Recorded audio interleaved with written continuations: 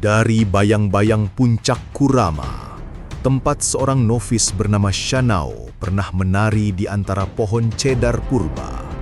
Diajar oleh Raja Tenggu Sojobo keseimbangan sempurna dan strategi angin. Seorang pahlawan yang seharusnya mati saat kecil, bangkit kembali. Minamoto no Yoshitsune, anak Tokiwa Gozen yang disembunyikan dari pedang Kiyomori, yatim piatu yang darahnya penuh dendam tak pernah padam, kini meninggalkan pengasingan. Di Hiraizumi, panji putih Minamoto berkibar kaku. Kabar dari selatan datang seperti angin dingin yang menjanjikan badai. Kakaknya, Yoritomo, telah mengangkat bendera di Kanto, menantang tirani Taira yang mengira dirinya abadi. Sang anak buangan siap menjadi pemenang. Tapi perang yang menanti bukan hanya melawan musuh luar, ia juga akan menguji ikatan darah yang rapuh.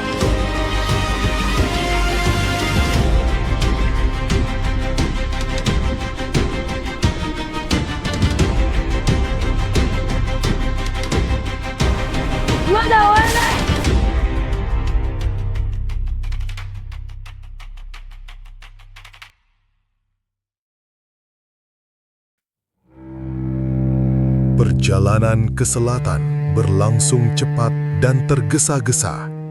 Di sampingnya, menggelegar seperti longsoran batu, berdiri Benkei, biksu prajurit raksasa, yang langkah kakinya adalah kontras sempurna bagi sosok Yoshitsune yang gesit, yang gerakannya nyaris tak meninggalkan jejak debu. Bersama-sama, mereka adalah perwujudan pedang dan perisai, menuju jantung konflik yang akan mendefinisikan seluruh era. Namun, jalan menuju Taira tidaklah langsung. Sebelum menghadapi musuh lama, Minamoto harus membersihkan rumahnya sendiri yang berantakan. Sepupu mereka, Minamoto no Yoshinaka, yang dikenal sebagai Kiso Yoshinaka, telah berhasil merebut Kyoto. Ha! The palace is mine. This seat was made for me. Let the nobles bow. They serve me now. Namun kemenangannya membuatnya angkuh. Ia mengancam otoritas istana dan yang lebih penting, mengancam kekuasaan yang tengah dibangun Yoritomo di Kamakura. Perintah pun turun, satukan klan atau hancurkan penghalang. Benturan tak terelakkan itu terjadi di Awazu awal 1184. Di ladang berlumpur yang membeku di tepi Danau Biwa, pasukan Yoshinaka, kelelahan dan terlalu percaya diri, dihadapkan pada strategi presisi ala gunung yang dibawa Yoshitsune. Kekejaman bentrokan itu dingin dan efisien. Yoshitsune tidak menyerang dengan kekuatan brutal, tetapi dengan taktik yang memotong urat nadi musuh. Yoshinaka gugur di medan perang, terperangkap dalam lumpur dan keputusasaan.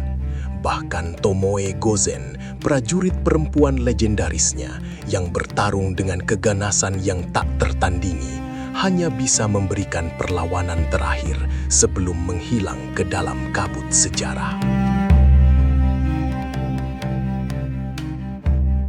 Darah keluarga telah tumpah demi persatuan Minamoto. Itu adalah pelajaran pahit tentang harga ambisi.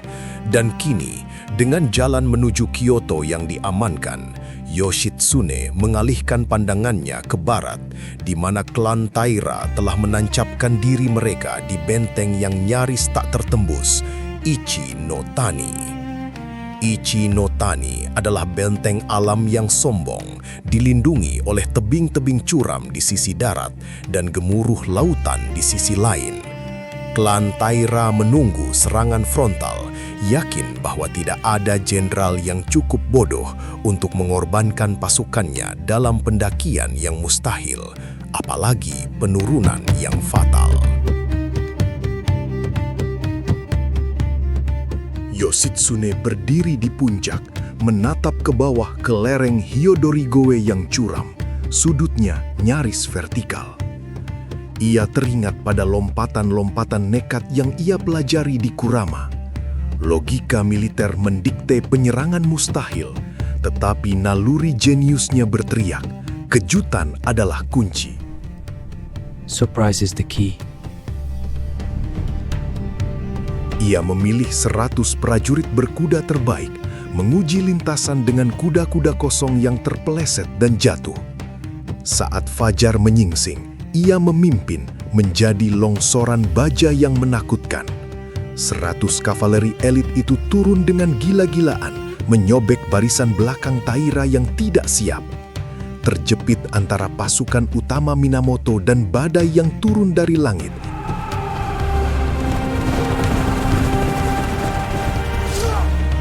Kepanikan Taira berubah menjadi kekalahan total. Ribuan melarikan diri ke laut dan Ichinotani runtuh dalam sehari. Kemenangan itu menghancurkan moral Taira, dan Kyoto bersorak menyanjung Yoshitsune sebagai jenderal muda yang tak tertandingi. Namun, semakin gemuruh pujian rakyat terdengar, semakin dingin angin yang bertiup dari Kamakura. Yoritomo, sang arsitek tatanan baru, tidak melihat seorang pahlawan, melainkan sebuah bayangan yang terlalu besar, sebuah ancaman terhadap keseimbangan kekuasaannya. Taira melarikan diri ke Pulau Yashima di Shikoku, mengandalkan perairan yang ganas sebagai benteng terakhir mereka. Tanpa gentar, Yoshitsune menyita kapal-kapal seadanya, dan di tengah badai dan kabut, ia menyeberangi perairan berbahaya itu dengan kecepatan yang membuat para komandan lamanya tercengang. Mendarat diam-diam, ia menggunakan taktik kecerdikan. Ia memerintahkan api unggun dinyalakan di sepanjang pantai, meniru cahaya ribuan obor, menciptakan ilusi bahwa pasukan kecilnya adalah bala tentara raksasa yang siap mengepung. Pasukan Taira sudah trauma sejak Ichinotani panik dan melarikan diri ke kapal mereka. Di tengah kekacauan, sebuah tantangan muncul. Seorang wanita Taira mengangkat kipas indah di atas tiang kapal, sebuah ejekan yang kejam. Nasu no Yoichi, seorang samurai pemanah ulung dari klan Minamoto, berdoa kepada Hachiman, sang dewa perang, lalu menunggang kuda melawan ombak. Panahnya melesat, membelah udara dengan sempurna, dan menjatuhkan kipas itu ke laut.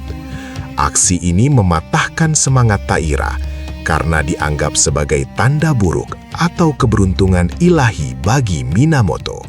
Semangat Taira runtuh sepenuhnya, dan Yashima pun jatuh.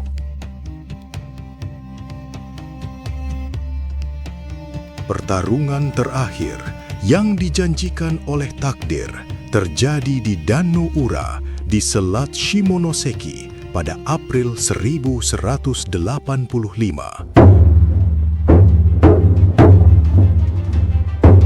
Armada-armada bertabrakan, menciptakan gejolak besi dan darah. Arus laut yang sempit awalnya berpihak pada Taira, yang mahir dalam peperangan maritim, memberikan mereka keuntungan yang mengerikan.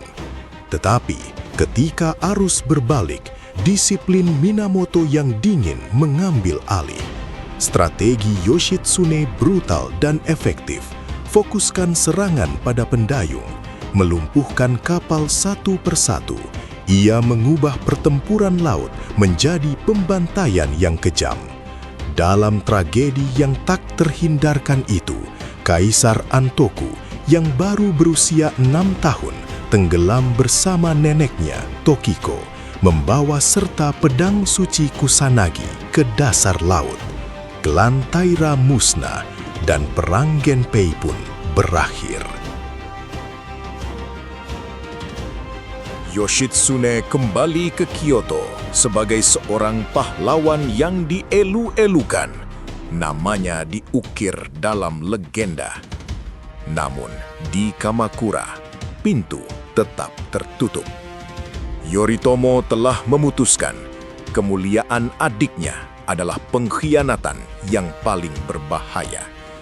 Diapit oleh bayangan Benkei yang setia, sang jenius militer itu kini menghadapi musuh yang tidak bisa ia kalahkan dengan pedang atau taktik, musuh yang mengalir dalam darahnya sendiri.